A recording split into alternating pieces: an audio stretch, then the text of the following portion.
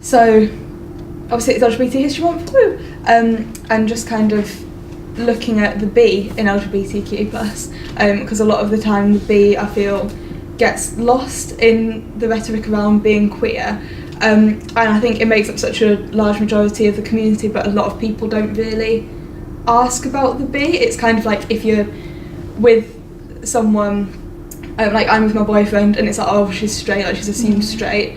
When I was with my girlfriend, I was lesbian. Like it's that kind of idea that you're taking a side when you're bisexual, no matter what you do, no matter if you're being authentic to yourself, no matter who you're dating, you're taking a side.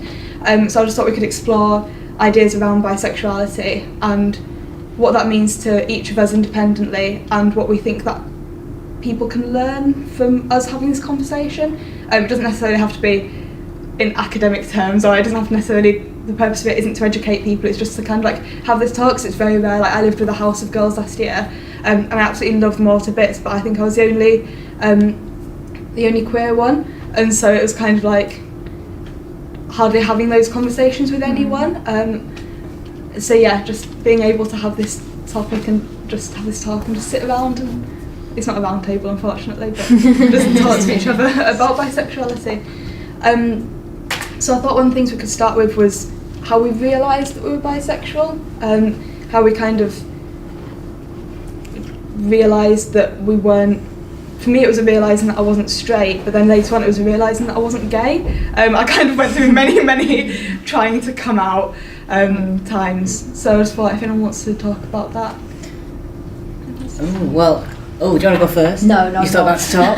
Well, I think I had quite an interesting experience with my sexuality growing up. So I first came out as bisexual when I was like 12 years old, and then I came out as a lesbian when I was 17, and then I came out as a trans man.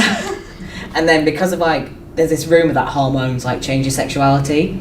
So I was identifying as a straight man, and then as I moved back up to Leeds from the south of England, my sexuality took a complete different turn, because I was hanging out with different people, and I was becoming more comfortable in myself by going through my own transition. So I started to experiment with my sexuality as well, and that's how I kind of came to realise that the bi life is great.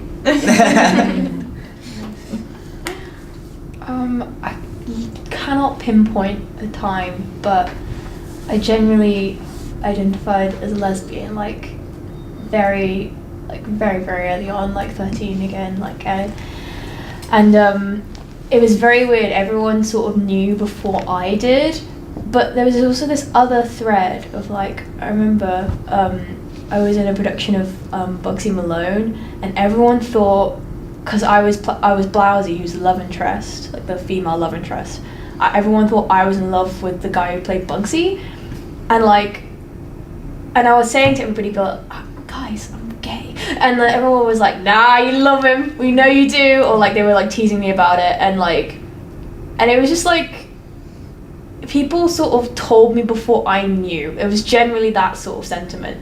But then, as I've gotten older and as I've gotten into actual relationships, I also noticed that, I also sort of was starting to observe that there are other genders as well, other than male and female.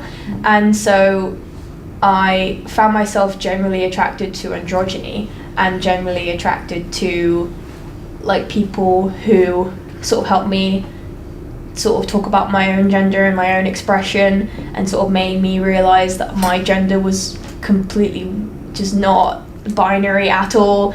And so I think that also helped me explore my sexuality, especially in recent years, because in seeing that myself, even though it's sort of all over the place and not binary, I can also see that in other people, and so I see the sort of beautiful qualities that everybody of all genders has, and that's why I identify as pansexual, because I think just people are just incredible. And now I go on, because I live in London, I go on the tube, and then there's just when you go on the night tube now, you get all different kinds of people. It's amazing. So I'll just get on a carriage, and there'll just be some people in drag over there, and there'll just be some football people over there who are really young lads kind of people, and then there'll be like this then there'll be just one amazing feminine looking person in this like beautiful red coat, like they've come straight out of a rom-com or something, and I'll be like, oh my god, my life is a movie, I've opened my eyes, people are so beautiful. But I guess that's kind of it.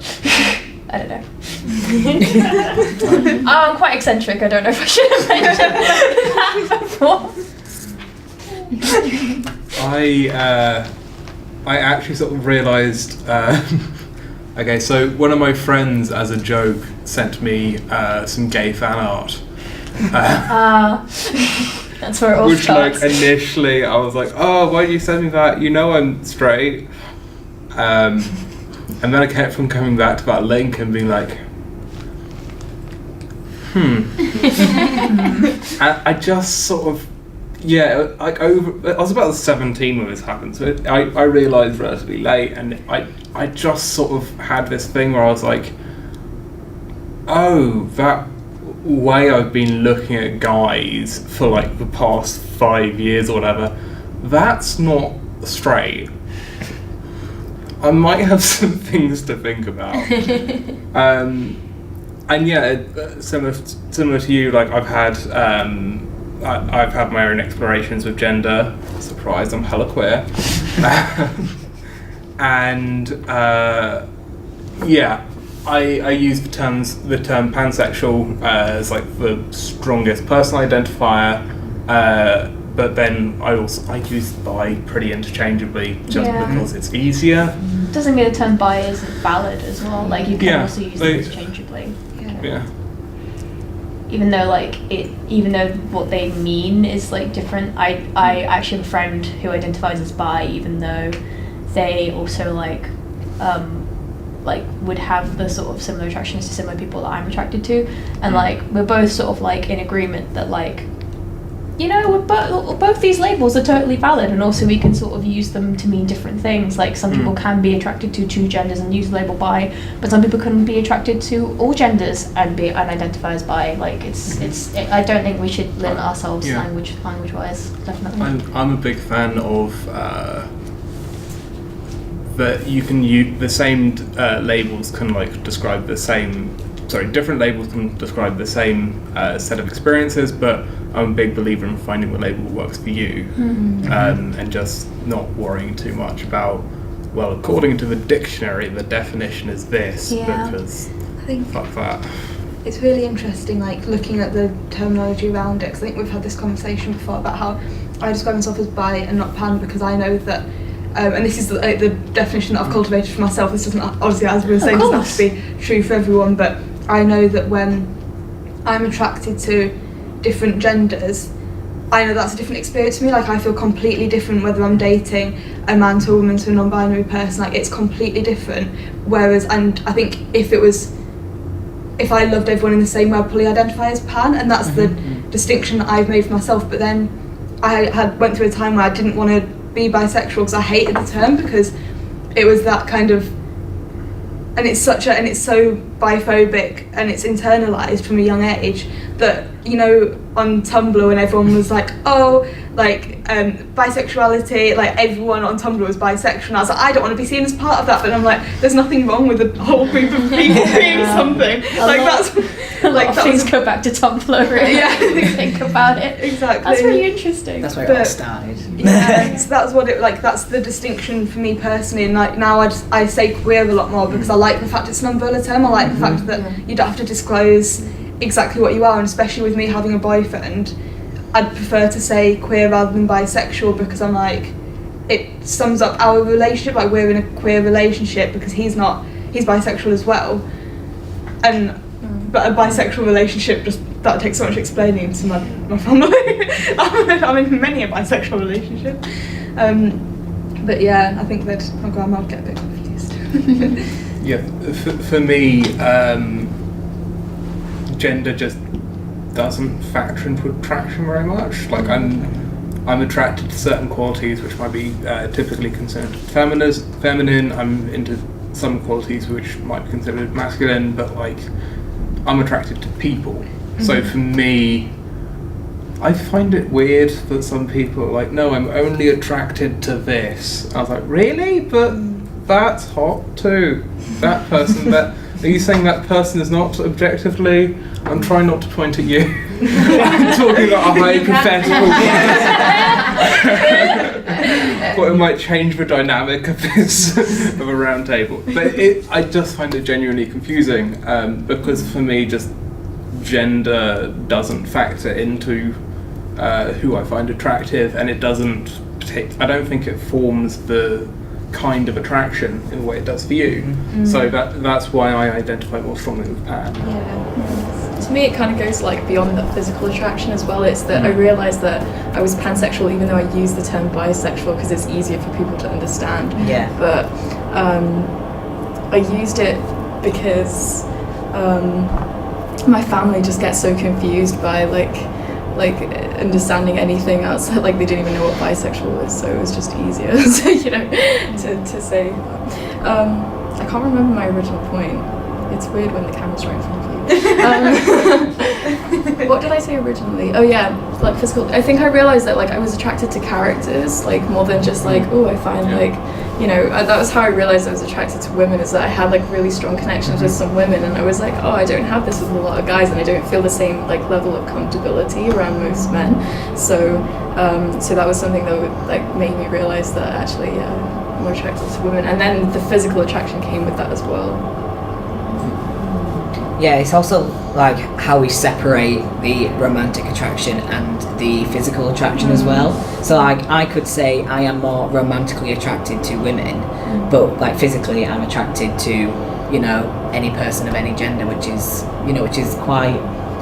But so that's why I just say I'm queer, because it's just so much easier to explain that rather than say I'm only attracted romantically to women, but everyone else is pretty cute as well. So. It's a difficult lifestyle. Words can never truly explain the experiences, and like generally that's true with life as well. Like we have words to try and give a shorthand for to explain things, but like everyone's experiences will always be so much more complex and so much more like nuanced than any sort of label could possibly explain. Like we all have different trajectories on our own romantic or sexual journeys, and they're all so different. Like you can even like straight people could even have had experiences with different genders and also have attraction to different genders but still identify as straight, but their whole trajectory will be this squiggly line, and some people's will be like they'll meet someone when they're 13 and they'll marry them and they'll have that experience with that person. But like it's always so much more complicated than just having a label, which is why some people prefer to have the simpler, like not the simpler labels, but the ones that have been more introduced into our Western society. They were like bisexuality is I think that as a label it's a lot more easy to explain, but like it's still complex. It's always complex because it's always people, and people are so complex. Wow. That's a really good point, and also a bit of a pisser for the round table where we use words to describe our experience. Whoopsie toodles. It's a good word. I guess I'll say my bit. I always identified as bisexual. I think my first 5 or 6 romantic sexual experiences were with women, but it was funny because when I would date men, I would monogamously. When I date men, I would still have my female relationships. And I remember one time I was in school talking to it about another person, and the thing is, all my relationships were all within school, so it was a bit messy. But I had a boyfriend at the time, and I was telling another friend how me and this other girl did this the other day. She's like, "Don't you have a boyfriend? He's right." And I was like, "Oh, it doesn't count. She's a girl." So I found that I didn't value my relationships with women the same way I did men, and I would probably pin that on the fact that I was raised Christian. So I always felt, well, I have to marry a man at the end of the day, so it doesn't count. And even then, like, I would have had many sexual experiences with women, but I'd still consider myself a virgin because I hadn't had one with a man.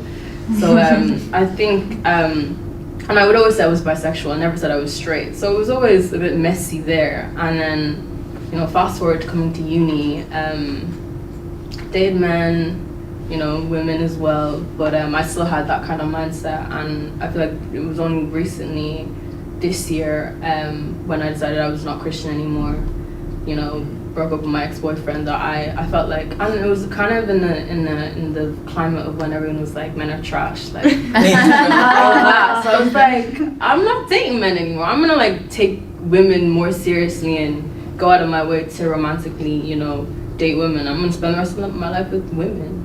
And I started doing that, and you know, made my Tinder and Bumble account, swipe, women only. And you know, I was like, I'm not bisexual, I'm a lesbian, because I felt like when I would talk to you know, queer women and they'd ask me about my sexuality, I'd say I was bisexual, like, oh, you man, and I was like, oh no, wait, no, I have to scrap that, I'm a lesbian, you know. So I felt like and when I was dating men, like, you know, I tell them I was bisexual, and like that was received differently. It's like, oh, okay, you know, fetishize, threesomes, all that. And then with women, it was like, men, no. So yeah, I went a period of just being lesbian. So men would move to me, and I'd be like, no, I'm gay, sorry. And I felt like I wasn't really listening to how I felt.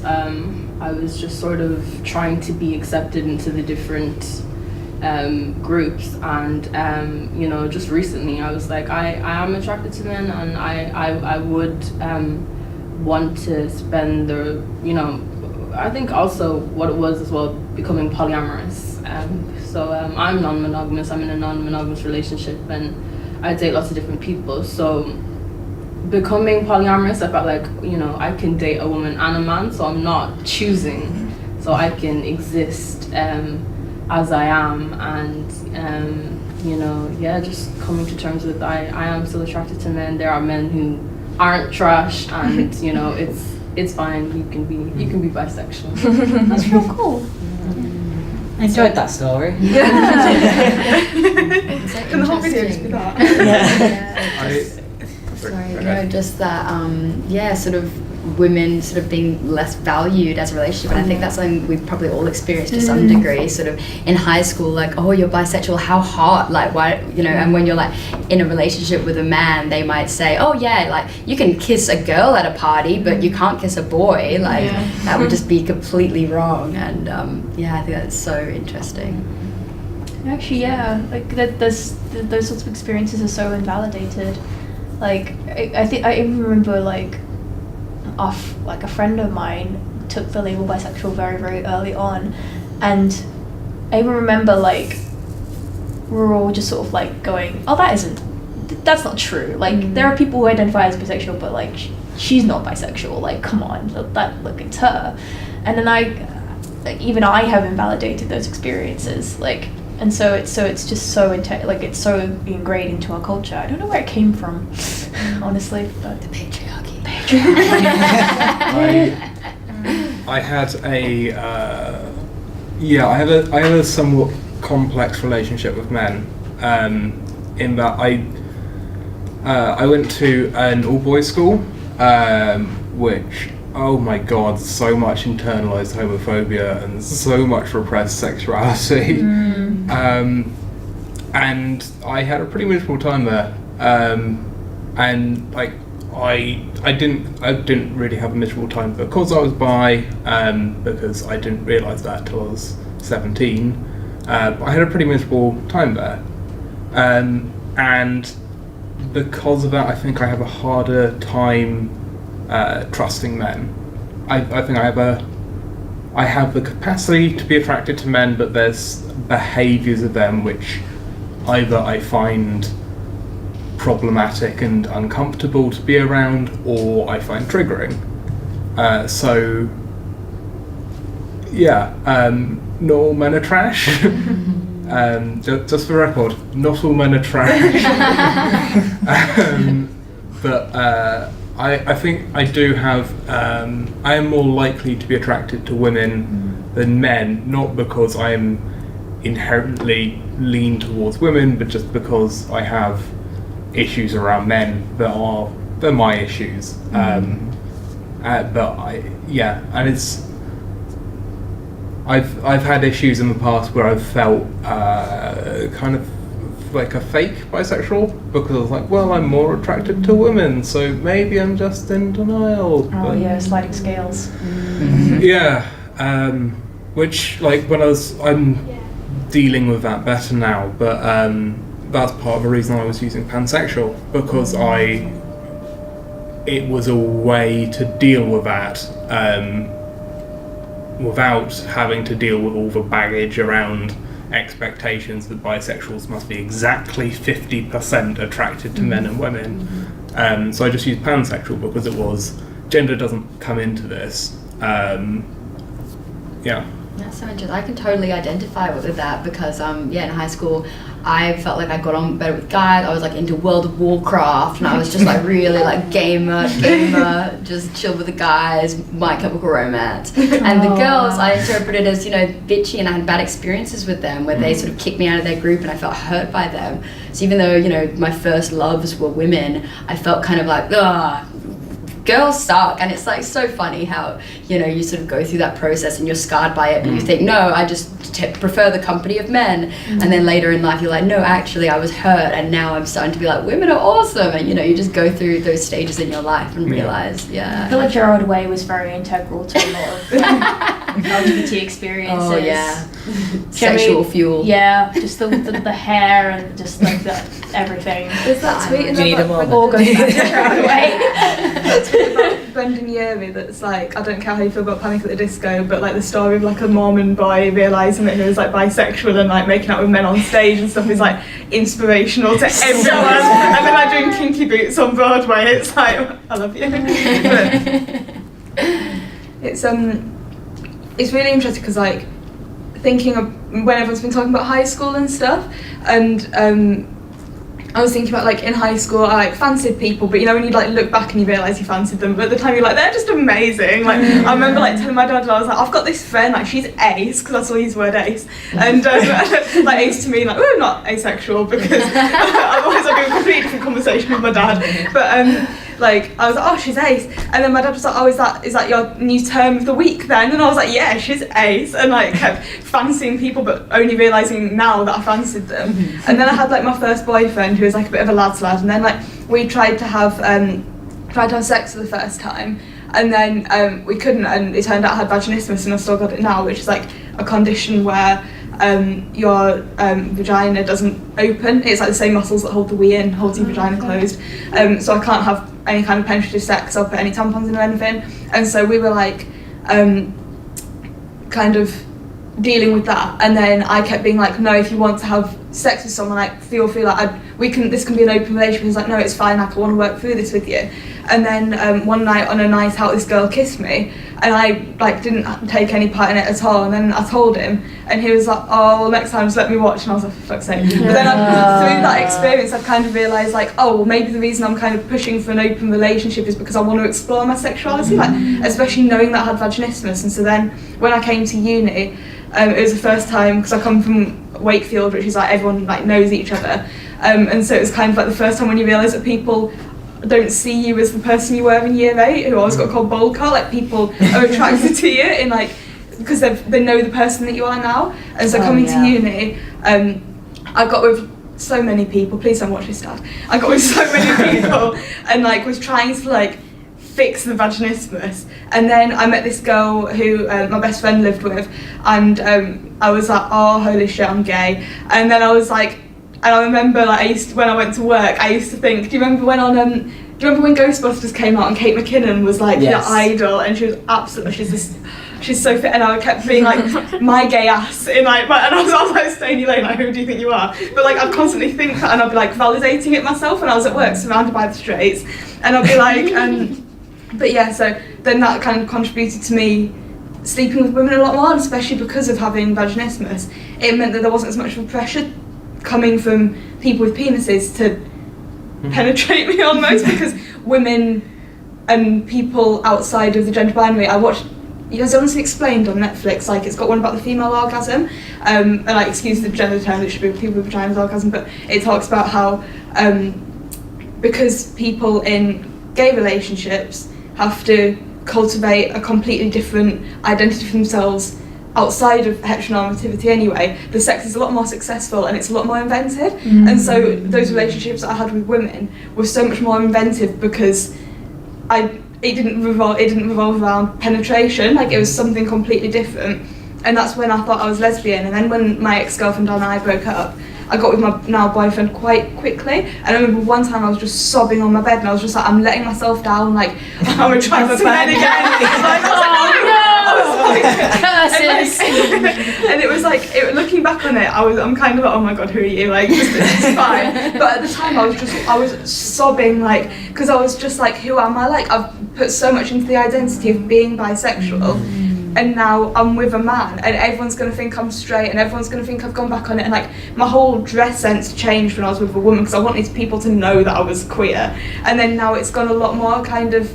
I think I found myself a lot more, but it was just such a traumatic time, and the fact that it was explicitly for me linked with sex and like being able to like dating based on my vagina and like what my vagina is capable of instead of dating based purely on what I wanted was like, and it worked out well. Like I wouldn't have changed it, and I was like, someone fixed the vaginismus because I couldn't be bothered, and like vagina trainers are not attractive, so I'm kind of like, oh. But it's nice to know that it's worked out okay, but it was such a weird.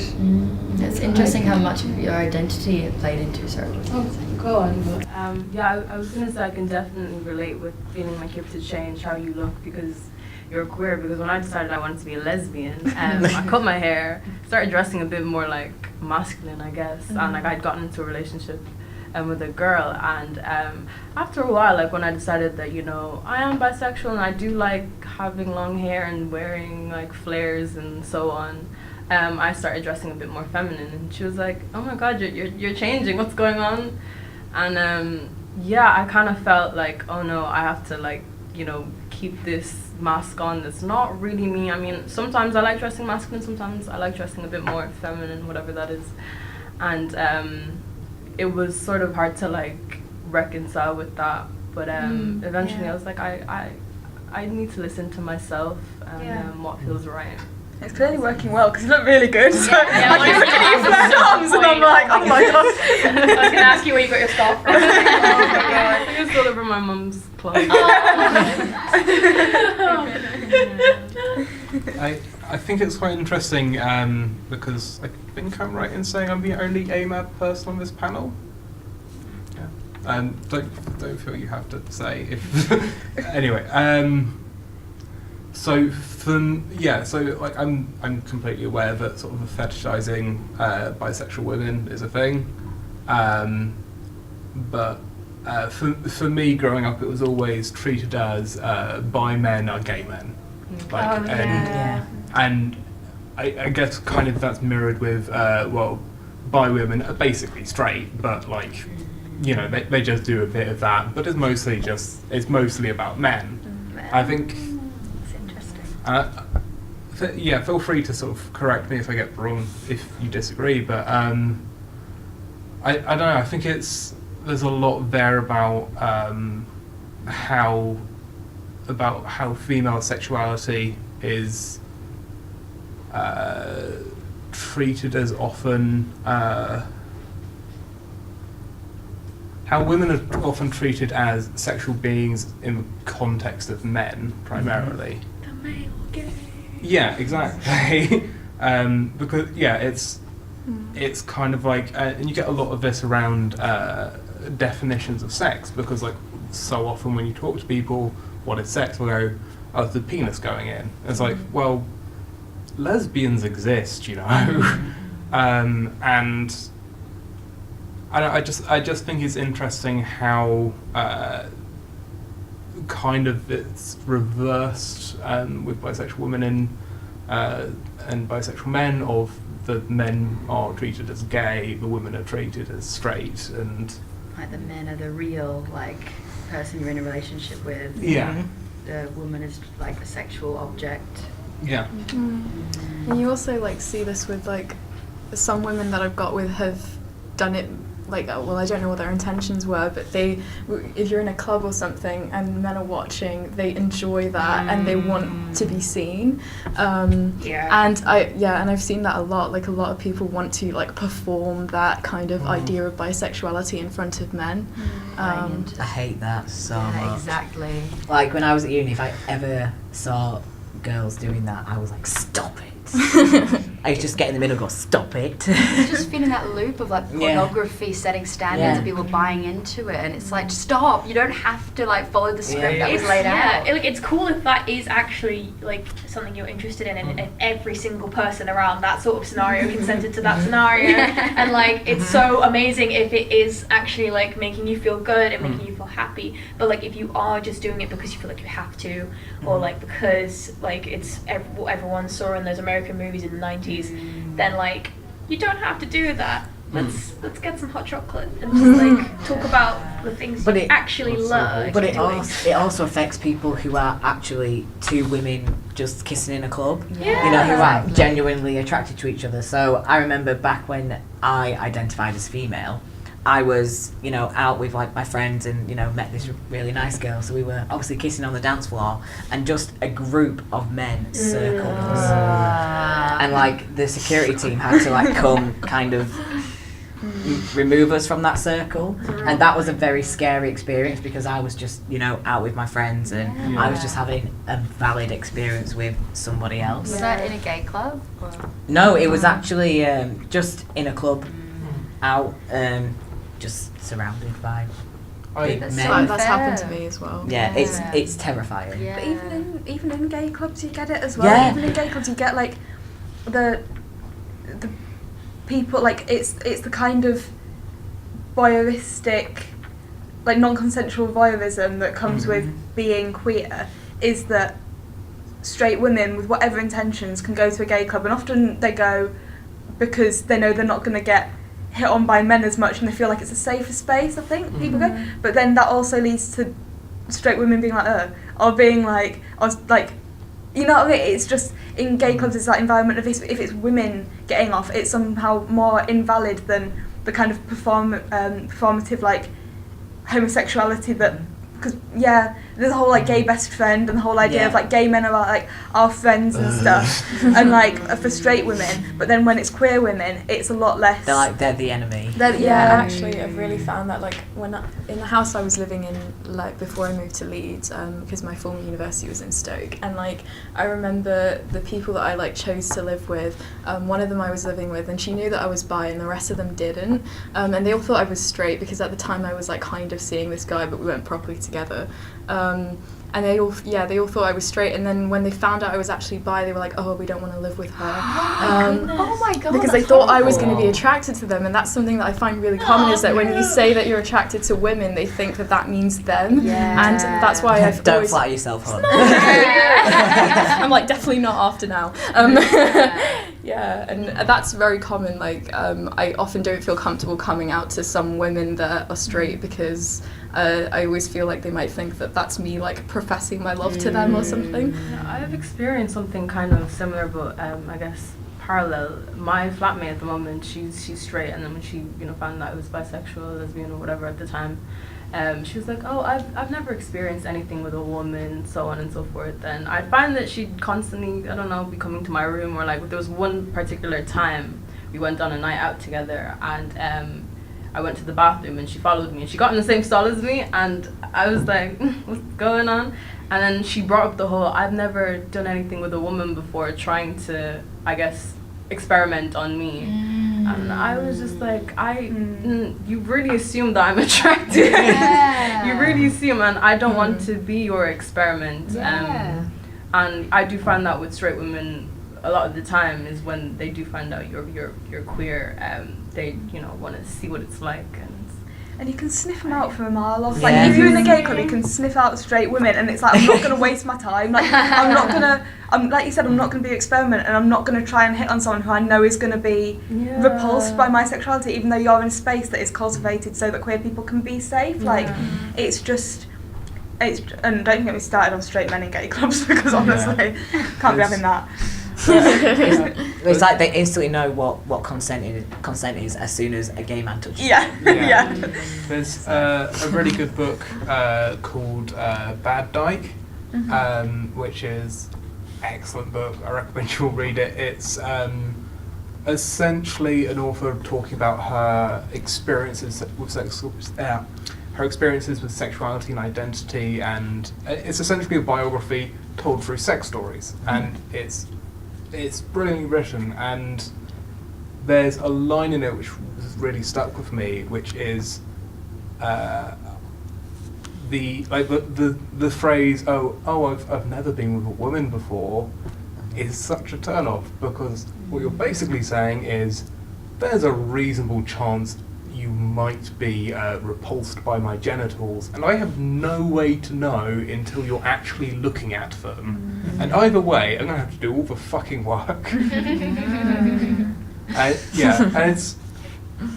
it's just, I don't want to be an experiment. It's true. Like, it's not like arousing to be like, hey, this is brand new. It's like, I don't know, it's like a child. It's like you have no sexual experience. I don't know, you're not attracted to her. It's just weird, I don't know. Yeah, it depends on the like reason for why they're saying that. Yeah, Because I have said that before, but that was because I had never slept with a woman, and I was like, I just want you to know that this is like my first experience, and because we were friends anyway, it was different dynamic. Yeah, that's true.